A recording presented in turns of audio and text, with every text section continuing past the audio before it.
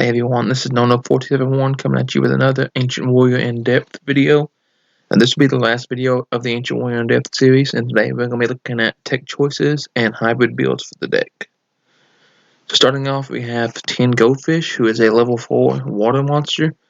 And when this card is normal summoned, you can summon one level 4 monster from your hand. So if you have this card and say Sun Mu, or Zugong, or Lu Jing, all of them are level 4 waters, this guy plus them can make Bahamut Shark, and then Bahamut Shark can make Toad. Also, if you have like the really good combo where you have Sun Mu and Visits, and you can get Sun Mu, Zhongde, Zuke Kong on field, plus this guy, then you can make the Ancient Warrior Link 2 in any rank 4 of choice. Going first, the Link 2 in Maguska is really good. Or going second, you can make something like Utopia, and Utopia the Lightning for extra damage. Next up, we have Red Resonator. When this card is normal summon, you can summon one level 4 or lower monster from your hand. He's a tuner, so this allows you to go into Halka Fireback's plays. It's a little bit weaker now since the Jet and O-Line got banned, but if you wanted to, you could do it with Red Resonator. Next up, we have Parallel Exceed. We want to go into all Link 2 as much as possible, so if you have Exceed, that is 2 free bodies for Link material, or rank 4, which, like I said, Goose could go in first, or something offensive go in second. Then we go into like the board breakers. We have Kaiju's Evenly Matched Lightning Storm and Dark Willow No More. Kaiju's, you can run just the Kaiju's, or you can run Kaiju's with Kaiju Slumber. There's a really interesting interaction with Kaiju's, where it's like Sun Mu can bounce a Kaiju back to your hand, and then you can Kaiju again. Or even you can summon a Kaiju to their field, switch summon a Kaiju to your field, then bounce that Kaiju, and basically you get like a free 2,000 to 3,000 body on the field while getting rid of one of their monsters. It's a really cool interaction with the Kaiju's, so I really like them in the deck. Evenly Matched. Just basically make them banish all the resources except one card on the field, usually. Depends on how many cards you have on the field. Lightning Storm, you don't want to play through back row. You may have enough problems with hand traps and monster negates, but adding like infinite permanence or forbidden droplets or something face down, it just makes it harder to play through. So Lightning Storm to get rid of those is helpful. Or to get rid of monsters if they don't have any spells and traps.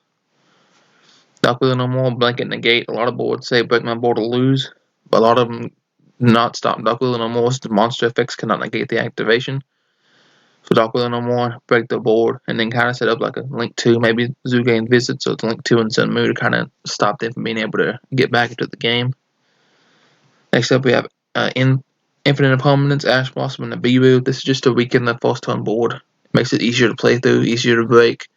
You don't want to play against a board that has like the Rocket Link inboard, Hail, Savage, whatever they can end on. You don't want to play through that. So Infinite Permanence, Ash Blossom, and Bibu, anything like that can make it a whole lot easier because you can make them basically waste all the resources. If they don't have the cards to do the combo once, so they can't do the combo again. It makes it a whole lot easier to win. Next we look at the hybrid builds. First, we have Ancient Warrior Eldritch. I'll have deck profiles of these hybrid builds eventually, but right now I'm just kind of taking a look at them, just basic sense. Ancient Warriors can send the Eldritch or Eldritch spells and traps from hand to graveyard to activate their effects.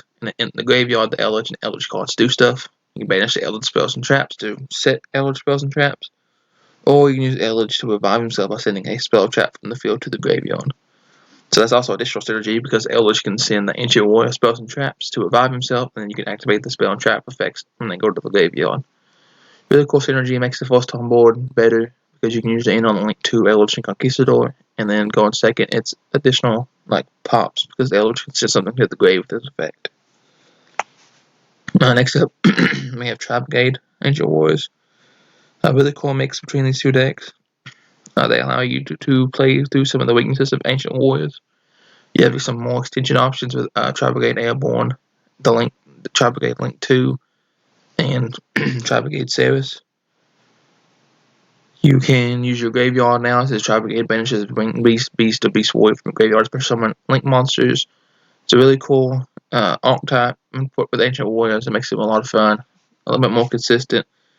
You get access to a Link 2 that can summon any ring Beast Warrior or Beast level 4 or lower from your hand. Which if you go in Trapgate route and you have Sun Mu in your hand, you can summon Sun Mu to kind of make your boards bigger. And then you get access to a Link 4 that's pretty cool with banishing effects when a Beast Warrior or Wing Beast is special summoned. Plus, if it's sent to the graveyard, you can add any Beast Warrior, winged beast from your deck to your hand, with a level less than or equal to the number banished. So if you banish 4 to summon him, and then he gets destroyed, you can add a level 4. So you can add another Factor, or you can add Sun Moon, Lushuan, anything you wanted to add. Next up we have Dogmatika. So Dogmatika and Pure Ancient Warriors is a little bit tougher to do since we don't put an extra deck in the graveyard. Like into our combo, we want to end on the Link 2, like Sun Moon, Zukikong in the graveyard. So we can't always take full advantage of Maximus, unless we have Nadir as a starter. But we have Ecclesia, then we're basically just going to push some Ecclesia, search for floor, or search for punishment in the end of turn. Because our combo does not put an extra deck in the graveyard. Which is why Tribe Brigade kind of comes more in handy, because with Tribe Brigade combos, you can put extra deck monsters in the graveyard pretty frequently. So Ancient Warrior, Tribe Brigade, Dogmatika has more potential than Ancient Warrior, just Dogmatika. But I'm not saying you couldn't play it if you wanted to, just realize that you're not going to have full advantage of Maximus. With the Dogmatika, that kind of engine, you get access to some really cool things in the extra deck. Intist to help break boards going second.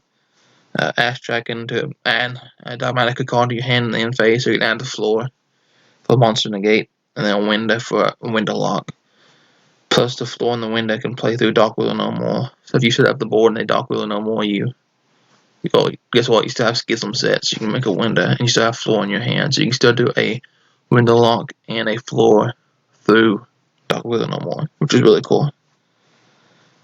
That concludes all I have to talk about with the tech choices and builds, hybrid builds. Next up, I will be making a pure Ancient Warrior deck profile. I hope you guys enjoyed. Don't forget to like and subscribe.